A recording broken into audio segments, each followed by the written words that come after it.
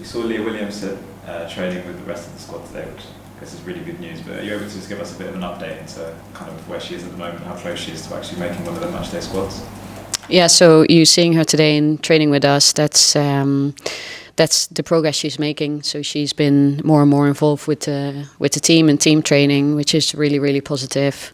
She feels good. She has a couple of steps to take still, and we expect maybe somewhere in December, somewhere in the next block, we might see her again if everything goes to plan. She's doing well at the moment. So just confirm, you think December will be the time when she might be able to be ready to actually be part of a matchday squad? Yeah, it's always hard to give exact dates and exact times, but we hope before Christmas we would see her on the pitch again. Yeah. Kim Little, do you have an update on how she's going on? Yeah, she's progressing well as well. But we don't think we see her this block on the pitch. She's working really hard. I think she did her first running session today, but that will also be after the international break. Anything else to update on in terms of team news, but just before the Tottenham game? No, everyone came out of the Madrid game, the Bayern game in a good way, so everyone seems fine. Just on Leah, how much of a boost is it for the players, the rest of the players, to sort of have her training with the group and kind of knowing that she's, I know you can't put an exact date on it, but that she is now quite close to kind of joining the matchday squads? Yeah, really good, because we all see how hard she's worked, and she's a player with so much quality, and you see it straight away when she joined the positional game today, and the way she finds passes, so good. So she looks really good, and of course we've missed her as a leader as well. She brings a lot of presence, composure, solutions to the team. So yeah, it will be really good to get her back. It was such an odd game, or an odd half against Bayern. Were you kind of missing someone like that, like Leah, who not just defensively, but you're talking about the kind of composure and kind of when to find the right pass? Is a character like that, a player like that, someone who'd be really helpful maybe when you concede the first goal, not necessarily the other two? Do you know what I mean? Yeah, no, of course. We wish her to play for us at the moment because, like I just said, she's such a good leader. She understands the game so well. She communicates things really well on the pitch. She understands momentum, and I think she has the tools to make the shifts and communicate it to the team, get the team aligned on where we're at and what we need to do. So she's really good from that perspective. At the same time, we have a lot of leaders and a lot of players with a lot of experience on the pitch against Bayern as well. So yeah, of course we missed her, but we still have good leadership on the pitch. Can you kind of sum up just how the last week's been? Because it's been two really interesting games. The Chelsea game, it kind of felt like, I guess in your opinion, stuff was taken out of your hands in terms of the decisions. The Bayern Munich game, I'm sure that the team kind of takes more responsibility for what happened, but just because of the kind of magnitude of both games in the title race and in the Champions League, how are you feeling? Where's the squad at just after the last week or so? I think if we look at where the squad was at after Chelsea, just positive, of course, very disappointed, but there was a real belief and there was a lot of good things in our performance. They turn that around in a good way. I think you see it the first half against Bayern. I think we do a lot of really, really good things.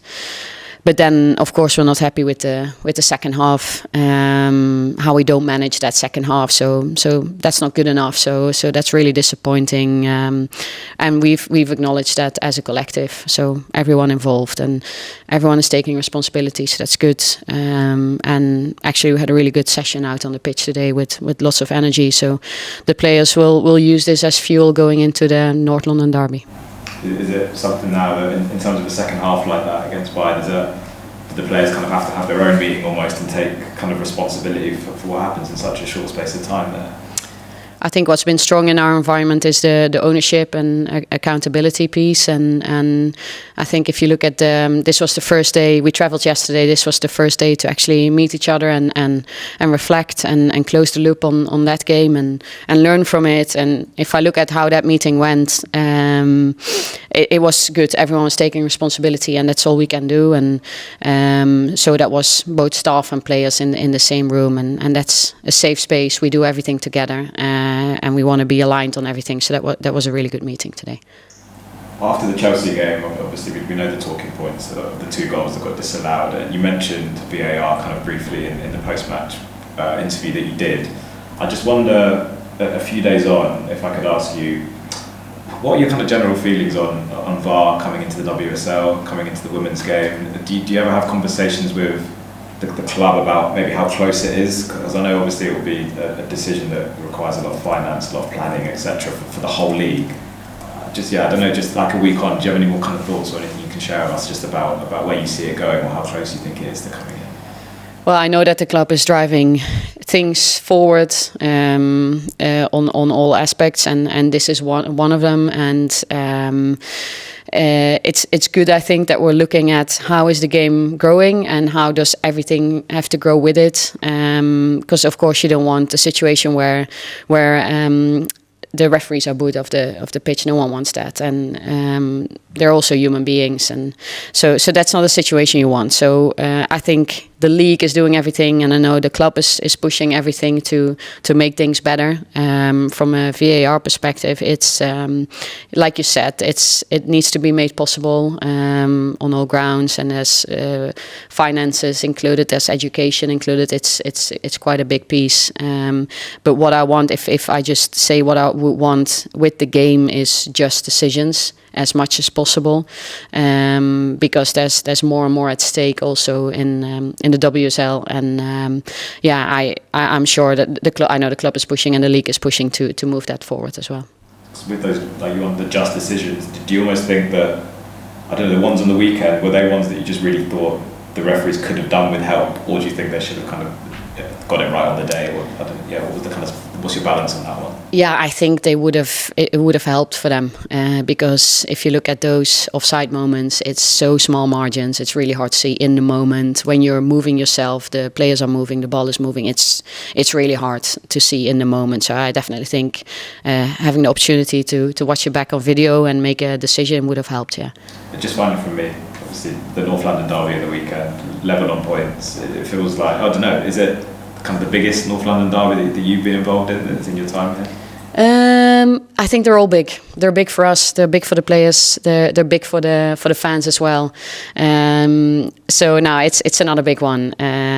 Of course, I was involved the away game last year, and we really look forward to this one because it's an important one for us, for the fans, and we know they will show up, and we're so grateful that they are with us and supporting us through all times, and we're going to do our very, very best for the fans as well. Yeah, no, they play different. I think they have some new players. Players are performing well. They're more aggressive in the way they play. They go high. They go player for player. They want to win balls in the opposition half, and that's different from what they did last year. So they've been performing really well. So we have to be really smart with how we manage the game and what spaces we try to attack in the game. But yeah, if I look at how the team came back in today, we're full of energy and believe going into the next one. Thanks. Thanks so much for coming through to the call now with Rose. Hi Renee. What do you think was the main issue on Wednesday? Well, I don't think there's big issues in the first half. I think we dominate and we control a lot of parts of the game. But then the second half, they come out strong. They have to. It's 2-0 to us. They are 2-0 down. They're playing at home at the Allianz Arena. They need to do something. So they come out differently. And 2-0 is a dangerous score, I think, because one goal and they're back in. So we also reflect back and think, how could we have been more ruthless in the first half? But they change things. I think their structure changes, they stack numbers high and they start to play it in behind or in front of our back line, so it becomes more of a long ball, second ball game. They also make some personnel changes. I think Pernille Harder comes in and has a really positive impact for them. She's really intelligent for spaces. So they change the game. They had to do something different. And like I said in the post-game interview, we don't manage that well enough as a collective, the way the game changes. So I think they create their momentum, and we didn't stop their momentum well enough. So yeah, that's where we take our responsibility, because we wanted to do and should have done better in that second half. And like you said just now, Spurs are pressing higher this season. Earlier this season there was some issues playing out from the back. And are you confident enough that these problems have been solved ahead of this Spurs game? I think if you do it well, and I think we've developed our options and our cohesion as a team as well in when teams press us high. So we have a couple of different strategies, but it's always hard. It's a high risk, high reward game for both teams, and if the game is played like that. But I think we have a couple of solutions. Like I said, we've developed that across the season now, and it's about how do you not play into that pressure. So that's going to be key for us in the weekend.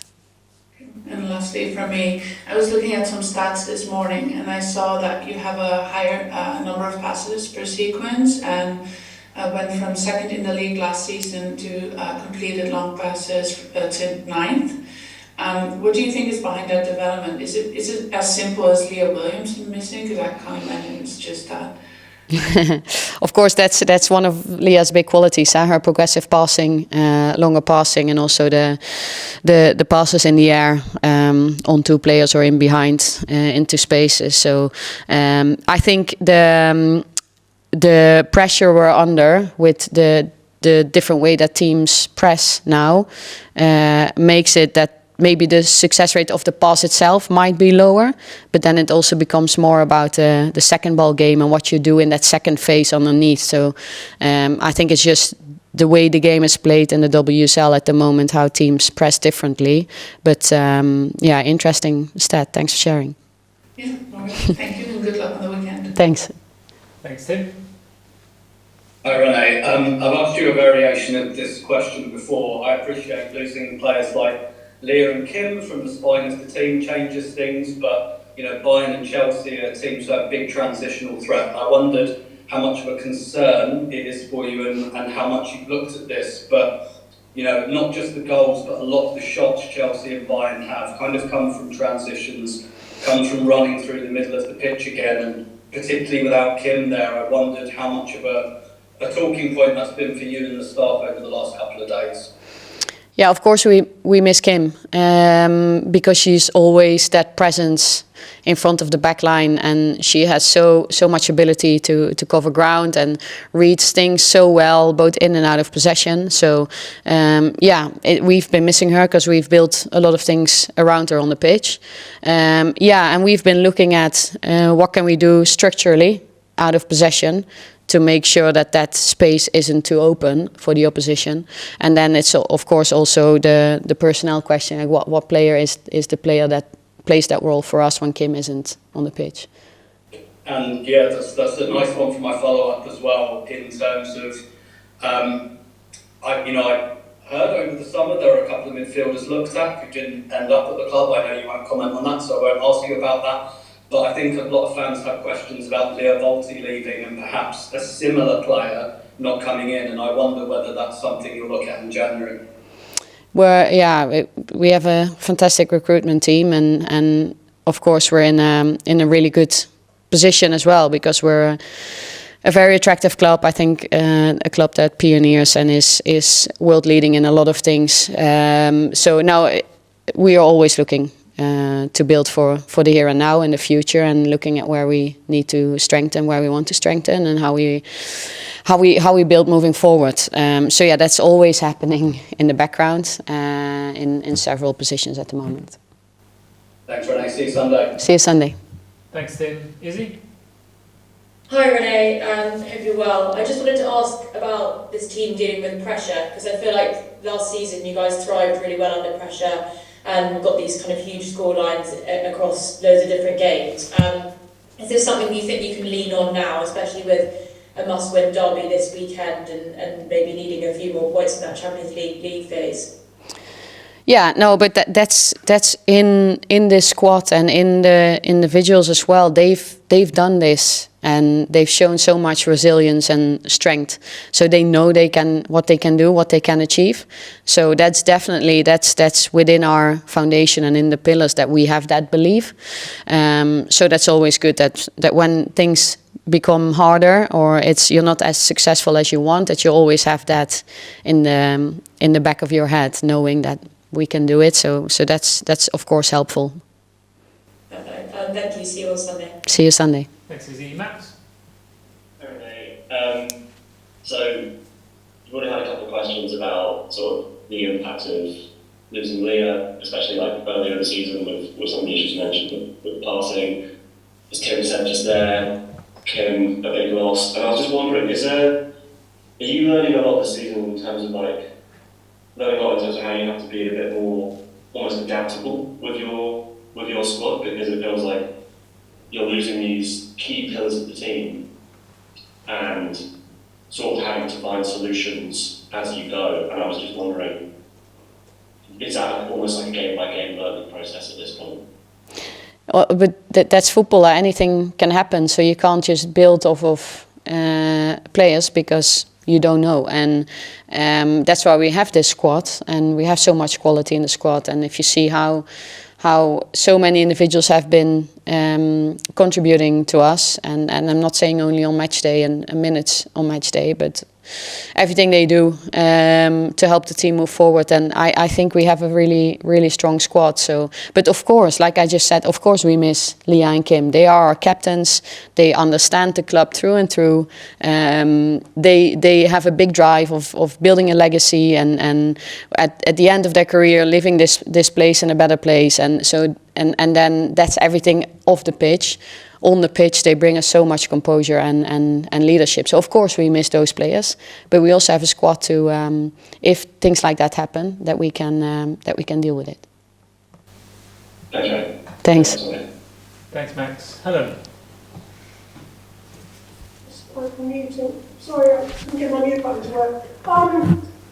Hi Renee. So mine isn't about pressure or anything else, but I don't know if you read, Manuel Pellegrini made a suggestion of a big rule change in the last few days about once you get through midfield, you can't go back, you can't keep passing back. He thinks that should be brought in football. And I've been talking to head coaches all week. You're the 8th person I've talked to. Jocelyn Pressure this morning was quite interesting on this, because obviously, like you and Sonia, he agrees about maybe a version of VAR coming in before you get the full-blown thing. But I wondered if you could wave a magic wand, is there some sort of rule or something about the way the game is that you would change? It can be anything at all. Oh, okay. I have a couple probably, if you would have given me a little heads up. Can I text you? Of course you can, you know you can. But basically Jocelyn's were to do with fairness. Yeah, no, I'm the same. I'm justice in the game, and I'm keeping it entertaining because it